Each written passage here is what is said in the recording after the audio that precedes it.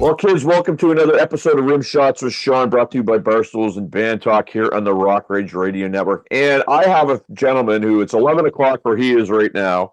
Genis Whylan has a company called Y Hats, and if you check him out on Instagram, he's doing some very, very cool stuff. How you doing today, sir? Well, tonight for you, sir. How are you? Nice. Super good. Thanks, man. So I guess right out of the gates, how long have you been in the hat business and making hats? It's been 6 years now. Yep. And was it something? Often there's a story in there where somebody's looking for the ultimate product and they don't find it, so they start doing it themselves. Is that kind of what happened with you, or?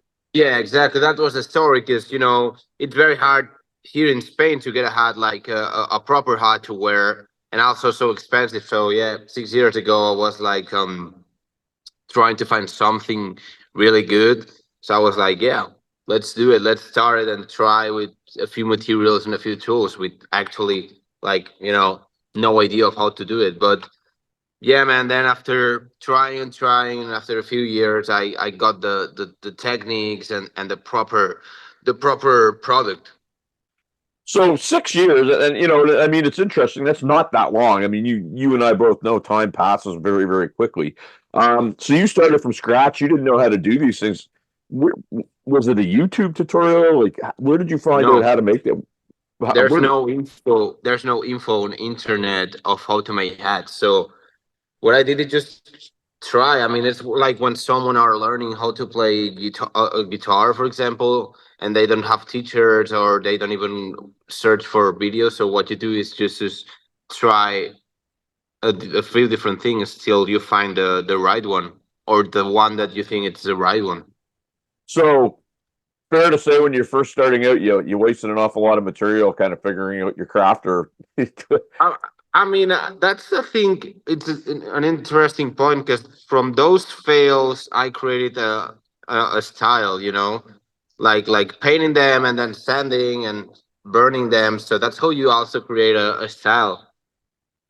So what's business like over in Spain? I mean, obviously, you're on Instagram, you're probably shipping it all over the world, but are you doing a lot of business outside of your own backyard or at home, or how does your business look? I mean, probably 90% of the hats we sell are to the US. Oh, And nice. then yeah, the 20% are like, yeah, the rest of the world because we have clients and orders worldwide. So I saw some video of you making there was a hat. I think the video was posted late last week. And obviously it was a sped up video of the process, but um, from the time I guess cradle to grave, what is the length of time it takes you to make one of those wonderful hats? Yeah, a lot of people ask me that. So honestly, I like to spend like 1 week to make a hat because it's the yeah, the good way to make them. Like when you are creating something, because for me it's more than fashion. It's like an art. So you need to spend time on something that's gonna be unique. So yeah, I like to spend like a week for each hat. I mean, on a week, I can probably be working on 10 hats on a week, but yeah, I mean, then a hat can be done in like 3 days. Will be okay, but I like to spend more time. And sometimes, like most of the hats are, I spend more than a week, like probably 2 weeks. So I'm a musician. I'm in the music business, and I play a lot. And sometimes when we're negotiating a rate to play, people will go, "Oh, well, they think it's that particular show, but I mean, it's the gear and the learning to play and the amount of time it takes to learn the songs and the amount of travel and the Yeah, load in." Similar to when you're setting your rate of what a hat is, it's got to be the same sort of process. exactly. Yes. So when you're doing that, safe to say there's no, you don't have a set price. Everything's kind of a different canvas every time you do it. Yeah, I mean, we work from a starting price, and then it depends on what you choose. And some people ask for, things that are very hard to find. Like, I got a lot of customers who ask for very old coins, which are very difficult to find, but I can do it. Right. So yeah, that will increase the price, the final price. Um, so in terms of, you said you get started 6 years ago. Most of your business is coming from the States. Is it word of mouth through social media that people are finding you? Is that pretty much how it's going? Yeah, man, that's my shop. You know, without social media, I will not be what I am right now. Um, and, It helped me a lot in my my story and the evolution of the brand. Social media, and do it's you on the find it? top. Do you find Instagram is the biggest one for you, or are there some other ones that Yeah, you're using? Yeah. yeah, it is. I mean, I started Instagram working on Instagram, and then it just was a few months ago I created a TikTok, which Okay. actually helps a lot too. But yeah, man, Instagram. I mean, we almost hit like 500,000 followers, and like I got a lot of messages there every day asking for a custom hat. Well, I mean, it's funny because they talk about, Facebook is the one where you get caught up in networking. Instagram is the one where you kind of do a little bit of networking, and then TikTok is the one where you really sell stuff because people dig into it. Um, have you dug into TikTok that much yet, or are you still find most of your leads are coming from Instagram? I mean, on TikTok, I don't get a lot of customers. What I get from TikTok is just followers that then they come to Instagram. So that yeah, there's a few from TikTok who then they go to Instagram and they write me. Right. But yeah, man, like a 90% are from Instagram. So when you're making these hats, and we're just recapping as we go here, it might take you a week or more to do it. Um, you ever get any, I guess, strange requests? Do people, email you or call you or text you and say, I'm looking for this, and it's something that is really, I guess, intricate that it takes you even maybe a little bit longer than it normally would? Yeah, I mean, there's crazy stories and very beautiful stories that people who wrote me. And then there's some things that I don't want to do. Like, I got a guy who came to me and he was like, "Dude, I'm looking for a custom hat, but I want to put the bones of my dog, already dead, on the hat." So I was like, "No, bro, I'm not gonna put that shit on the hat." So yeah, there's some people who are like, "Dude, I mean, I can put like whatever you want, but not that shit." Um, but yeah, man, there's some hats which they have a very meaning, a lot of meaning behind, a beautiful story, and yeah, on those hats I spend a lot of time because I mean, my work is not just to make hats; it's also to connect with the client. Right. So they will tell you a story. They will tell you who they are. So yeah, man, it's like it represents the person who's wearing the hat. Well, and it would suck if either those bones got lost on the way over, or you're setting the hat and something got lost, and that'd be something that you just probably would want to deal with, right? Honestly, a few years ago, yeah, I was doing some hats that I didn't like because business is business. But right now, I can say no on some hats. Like I'm not gonna do something that I don't like. Um, so that's an interesting statement because oftentimes people get into business and they get to your point, they get to do stuff they don't like. Like I play in a band and sometimes I do songs that I don't like because it's a big wedding or whatever. Do you remember right around the time or when that kind of crossed for you where you were able to maybe pick and choose a little bit more? Yeah, it was like 2 years, probably 2 years ago. Yeah, when when the business went very high, and yeah, we got a lot of orders from 2 years. It's been crazy about the orders. So yeah, it was probably there when you say yes, you say no. Um, so yeah, we also changed the quality to a better one, so the prices went higher.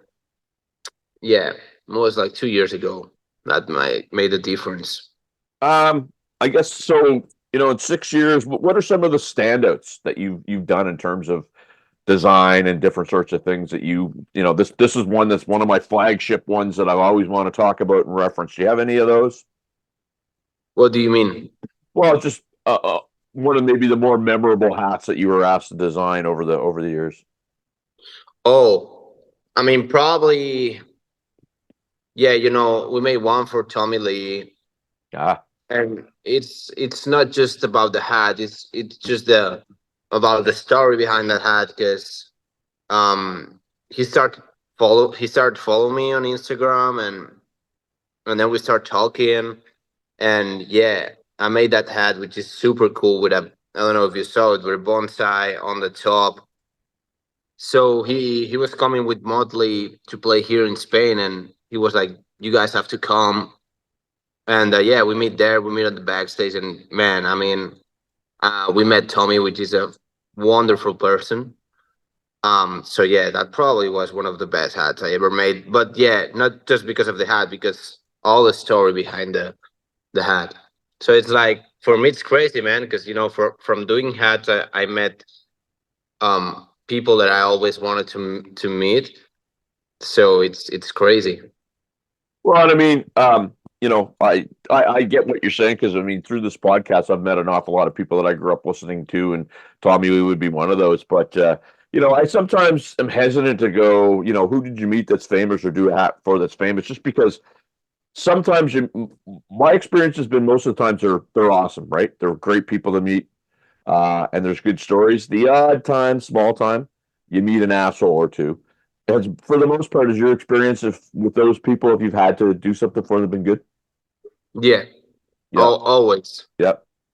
always. Like, yeah. I mean, it's crazy because it's probably because um they ride you because they want a hat, so they want to get that experience to design a hat, which is, I always say, I'm not selling just hats, I'm selling Right. experiences. So yeah, that's why, yeah, if you want a hat, just with a hat with no soul, you just go to a regular shop and you can get one. Probably will be cheaper also. But yeah, man, if you want to create something, that's the thing, that you're designing and creating something with the designer. So yeah, that's why I always get like super, yeah, great people. So, again, it's your process. I guess walk me through again, cradle to grave, how it starts. Because obviously, like if you were to work with me, I've got a huge head. I mean, I make no bones about it. I've got a very big head. So there's measurements, there's style, there's back and forth on what it looks like, color, fabric. I guess talk about your process a little bit without giving too much away, because you don't want anybody to find out exactly what you do. But what's your process in a nutshell? I mean, from the, yeah, when someone sends you an email, or they write you on Instagram, the first thing, some people want to just design it there, like chatting, or on an email, and some people wants to do a video call. I really like the video call, because there's when you see um his face, so you know which hat is gonna look better on them. And yeah, you also connect a lot with the people. So yeah, that's the first thing, just to meet the guy, and then they tell you a little bit about who they are. So then, yeah, I start to ask, like, hey, what color do you have in mind? What shape do you have in mind? So yeah, first we select the color and the shape, and then we go for the elements and the drawings. That's how it works. And again, you've had repeat customers, I would assume. Yeah, a Yeah, lot. a lot. And referrals. I'm going to guess you've had referrals too. Which on my podcast, I talk an awful lot about networking.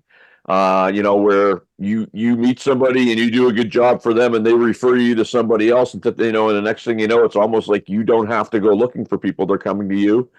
I'm Yeah, I'm guessing. there's crazy, because there's a lot of people who get like an addiction for hats, Yeah. so they start to collect hats, and dude, that's crazy, because they have more hats than me. Some people think that I have a lot of hats, and I have actually like four hats that I use for me. Well, Um, that makes sense to me though, right? Because I mean, why would you want to make a bunch of hats for yourself? Like, you have a couple styles, but you want to make them for other people. I get where you're coming with that. yeah. So yeah, there's a lot of people who came again, like, I have a new idea for my next hat. That's cool. Absolutely, absolutely. Um, so do you keep your product line limited to hats? Have you branched out to any sorts of things? Because I've seen some companies where it just seems like they have too much, right? Their focus is all over the place instead of being on one sort of thing. Are you focused on more than hats, or is that just where you're? you're staying? Um, you mean like doing it more? Yeah, things different to hats. Well, sometimes you'll get somebody that'll have a hat, and then they'll have, I don't know, like hoodies, or they'll have, a hat company that makes like, arm bracelets and stuff like that. Are you just I gotcha. Well, I have my section in the website, which is called Hatter's House. okay? And I created that because someone one day gave me a newsboy cap, and I wear it in a video, and a lot of people start asking me about where did you get that cap. So yeah, I contact with a company here in Spain who they made like handmade stuff, like yeah, handmade clothes, and I was like, can you make me this same cap? So they made it, and I was like, if there's a lot of people asking for that, why I will not sell them? Right. So yeah, we started working on Hatter's House, and then I was like, I think I should sell here things that they really represents me, that things that I will wear.